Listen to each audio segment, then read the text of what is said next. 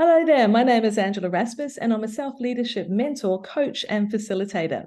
And this is one of the self-leadership snippets, a little tip to bring you into the process of becoming a self-leader.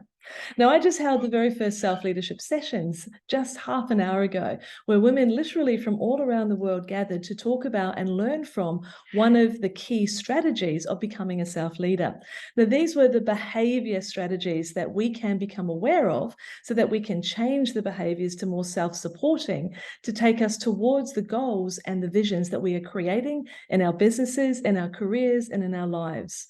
One of the self-behavior mechanisms is self-observation. Now, this was about being acutely aware of how am I acting, how am I reacting, how am I behaving in different situations, and then having the presence to make a change as a result of that. But what we realized on this call was that we have to start with self-accountability. We need to become aware of what is going on, observe and understand that before we can even think about making changes. There was a tendency, or there may be a tendency, when you notice the behaviors that perhaps aren't quite the way you'd like them to be, to move into reprimanding yourself, using that inner narrative in a really negative way to berate yourself. And naturally, that type of talking without any piece of self-compassion involved is not going to have a positive influence on your behavior.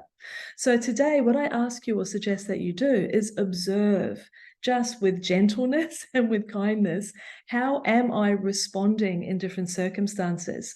One of the great examples that we had from one of the participants was just before she's about to walk into a meeting, which she is chairing, what's going on for her? How is she thinking and feeling? And she was utilizing, or we talked about her utilizing her hand on the doorknob as a trigger, a self-cue, which is another one of the strategies to pause and go, right, am I feeling good about this?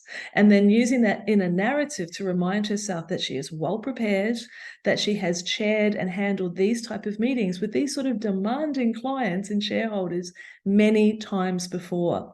So the self-observation allowed her to check what was going on inside. And then the cue allowed her to remind herself of the way she can think and feel and carry herself into that room as an absolute present and determined self-leader.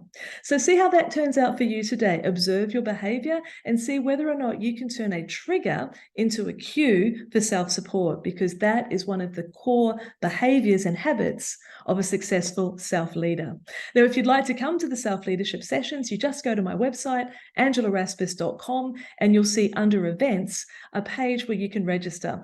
These take place every single Tuesday between 11 and 12, and we will always be disseminating another piece of self-leadership to build the overall big picture so that you can become an authority in your own world.